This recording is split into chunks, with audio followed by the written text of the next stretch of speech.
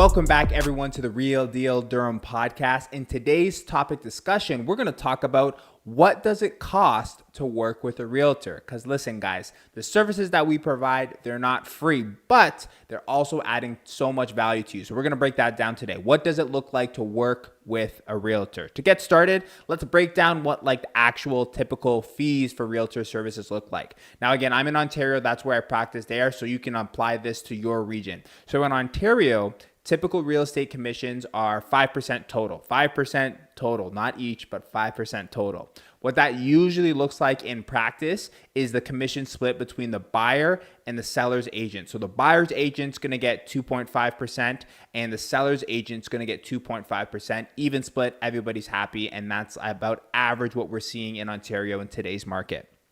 Now, sometimes if a seller is listing a property, they may offer an additional commission. Maybe they offer the buyer's agent 3%. Now, this is going to entice the buyer's agent to work a little bit harder. So they're going to go out there, maybe they're door knocking, maybe they're calling some past clients they never talked to in a little bit, and they're really pushing to get a buyer on this property.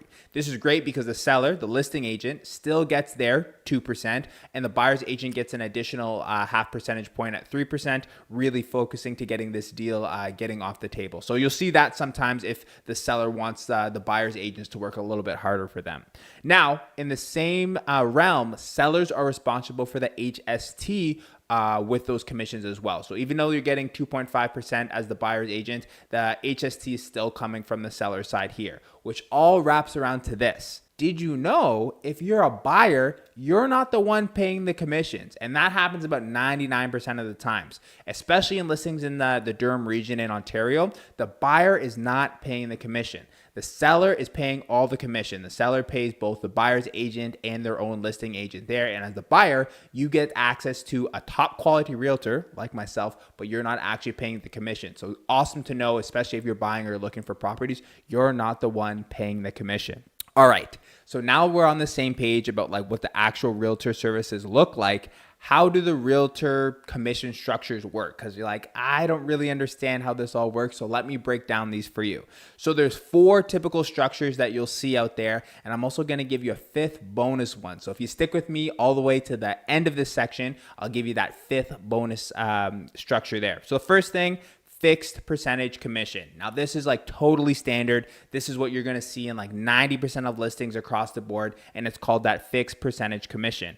It ranges between 3 and 7% depending on where you are, what kind of properties you're selling. But like I said earlier, in Ontario, it's usually about 5% total. Now, this percentage remains consistent whether you're selling a $250,000 home or you're selling a $2.5 million home. If the listing agent provided 2.5 commission on both sides, each agent is always getting 2.5% commission regardless of the purchase price. So that is your fixed percentage commission. And the next one is the split percentage commission. And as the name says, the commission is split. But let me break down how it works. This is an alternative to the fixed percentage commission. And let me give you an example here. So let's say you have an agent and they're doing the split percentage commission. An agent might ask for 3% on the first $500,000 and then 2.5% on any amount above $500,000.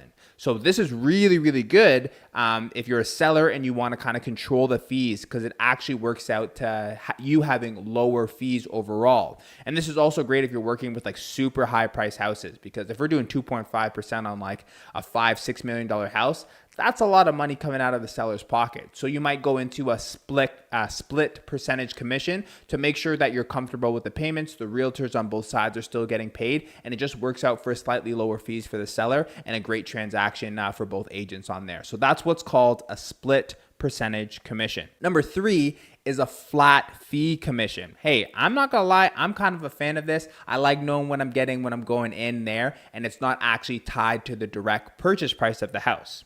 So in a flat fee commission structure, whether the property sells for $250,000 or it sells for $2.5 million, the real estate agents are getting a flat commission fee. So whether you make that $10,000, $15,000, or $20,000, whatever you decide and you agree on up front, that is the exact fee you're getting regardless of the purchase price. Now, Now, this has pros and cons because if a realtor knows they're only going to make $5,000, they may not work that hard. But if the realtor knows they're going to have like a 50 grand commission coming through, they might work extra hard there. So again, these are great tools to have as a seller to make sure you're making the best decision when you're listing your property with whatever realtor you choose there. Now, again, this provides predictability for both sellers and buyers because you're not worrying about, oh, if I sell for this, I have to pay him this. You're not doing your calculations every time you get an offer in. It's a nice flat fee, and it gives the buyers and sellers a peace of mind of what's going on here. All right, last one before the bonus is number 4. It's a fee for service. And just like the name says, you're paying for what you get. Now, in this structure, realtors are compensated for the specific tasks that they do, such as listing the property, conducting all their marketing efforts, hosting open houses, creating marketing materials, and more. You can almost think of it as like a big checklist. Like they have a checklist, and every item they do is tied to a monetary value, and they're getting paid for each service that they provide. Now, this again is not tied to the purchase price of the property, which again gives more predictability for the buyers and sellers. But as a realtor, you know exactly what you're going through, and you are getting paid for the each service that you're providing for your client there. Again, you're not seeing this very common, and you'll see this more in a customer service relationship rather than a client relationship. And it doesn't always work out as everyone thinks. I think a lot of sellers get in like, oh, I'm just going to pay for what I need, and then the rest will be fine. But when you have that wholesome commission structure where the realtor is really involved in the whole process, everything works a little bit better. I haven't seen this work out too well over time, but again, I'm here to help you make the best decisions possible, and I wouldn't be doing you guys a good service if I didn't tell you all the fees there. So those are the 4 common ones you're going to see. Now the 5th one here. Now, real estate is always changing. Like you can even see from 5-10 years ago, like the prices of real estate have changed, the way people market real estate, the way people are getting clients, everything is different, and real estate is always changing. So I think these commission structures won't always be the same going forward. So I think with new developments in the real estate industry, I think there's going to be a lot of different commission structures. So one that I think is going to come into play is the long-term, or like commission in perpetuity. So right now you sell a house, let's say you sell it for $1 million, you get your 2.5%, and you're like, hey, I'm happy, no problem, you're done. I think going forward, instead of taking that 2.5% up front, there might be a structure put in place where you get that over 12 months, over 18 months, or even 24 months. This works out great for 2 reasons. 1, the seller gets to hold on to a little bit more money and pay you slowly. And number 2, as a realtor, you get some more predictability in your income. Because as a realtor, you're getting big hits of money, right? Boom, boom, boom. But if you're having a more consistent structure and you know, I just closed a deal, that's going to pay me for the next 12 months. I closed another deal, that's going to pay me for the next 12 months. I think it adds a little bit more predictability to your life, as well as predictability to the seller. They don't have to come up with these big chunks of change. I know it's coming out of the sale of the house, but nice to maybe hold on to a little bit of money and move that out a little bit further. But hey, I don't know. These aren't in play yet. I'm just forward thinking. So, hey, let me know what you guys think. I'd love to hear some new commission ideas from you. Drop it in the comments below. Send me a DM. I'd love to hear what you guys are thinking. Now, okay, so we have the commissions. You know how the commissions work. You know the structure. Now you probably want to know, can I save on these commissions, or am I kind of stuck paying with these? Let me break that down for you. So you're asking really, can you negotiate these real estate fees? Short answer for you guys is yes. But let me kind of break down what that looks like. So yes, you are able to negotiate your real estate fees, but it really depends on the market, the type of property you're selling, and the realtor that you're working with. Some agents are super open to negotiating their fees. They go up and down. They'll take 2%, 2.5, 1%, 1.5. They're all over the place as long as they can get the listing. And some realtors, like myself, don't negotiate on fees. But let me tell you why. There's a lot of factors that influence commission. The services provided, the experience level of the realtor, and the overall transaction smoothness that you're going to experience as both a buyer and or a seller. It's very important that if you're going to choose a realtor just because they're offering lower commission, what else are they compensating on, right? If a realtor is offering you a commission, you think they're the best realtor for the job, pay them what they deserve. They're going to give you everything that you ask for and more, versus that if you start turning up that discount number, you might be be not getting the full services. You might not be getting the full effort or activity that you want just because you're taking a discount agent or paying for discounted services there. So stuff like staging, photography, cleaning the property, getting things like on time, like talking with buyers, negotiating a good deal that works for you, price and terms, like doing all these extra things that aren't necessarily written down on paper that qualifies you as a good realtor makes you worthy of that full 2.5, 3%, whatever your commission is. And again, if you go to those discount agents or agents who are willing to discount their commission right off the bat, I'm not saying they're not good, but if they're willing to discount their commission so quickly, what other services are they willing to hold back for you as a buyer or seller? Now, can you do this without an agent? Yes. Short answer, yes. You can do it without an agent, but I want to caution you. Now, I've done a couple episodes, episode 4 and episode 5, where I went into a little bit more detail on why you should buy and sell a home with a realtor. So go check those out if you haven't and let me know what you think. But let me reiterate a couple of those points quickly.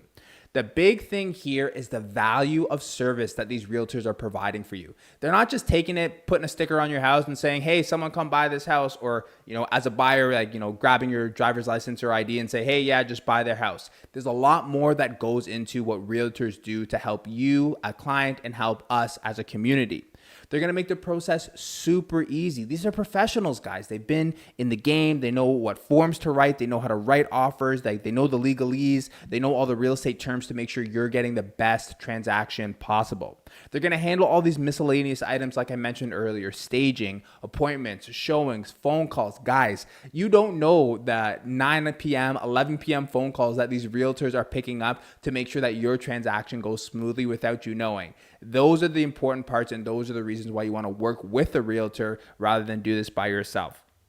Overall, it's just going to enhance your entire buying or selling experience because at the end of the day, that's what you want. If you wanted to be a realtor, you would have signed up with Rico to get your license. But as a consumer, you want to work with some qualified realtors to help make this process as smooth as possible and get into that property, whether as a buyer, seller, or investor. A couple of things I also wanted you to know here, which I think you'll find interesting. Did you know that only 11% of sellers who actually want to sell by themselves actually get to a closed final sale? That's 11%. That's like 1 in 10 people. You take 10 people, all want to sell their house by themselves, and you're telling me one of them actually gets it done? And to boot, out of those 1 in 10 people, all those people who actually sell for about 26% less than if they had used a realtor. So guys, I don't know about you, but the stats don't lie. 1 in 10 people actually sell, and the people who actually sell take like 25% less. That's just not a win-win scenario. Let's work together. Client, realtor, work together to make sure we're getting the best transaction for you. You're going to make some more money. You're going to make sure you're in the transaction that's safe for you on the legal front, and it's going to make this process super easy. So can you do this by yourself? Yes. Should you do this by yourself? Probably not. And now that you know what it costs to work with a realtor and hopefully why you should work with a realtor, it gives you a better chance to make a high quality real estate decision, whether you're buying, selling, or investing in real estate. Guys, great topic discussion on working with a realtor, what it costs, can you negotiate, all that good stuff. If you guys have any questions or comments for me, please leave them below on YouTube, Spotify, Apple Music, whatever you got. I'd love to chat for you. It's Isaiah Henry here with the Real Deal Durham Podcast. We'll be right back.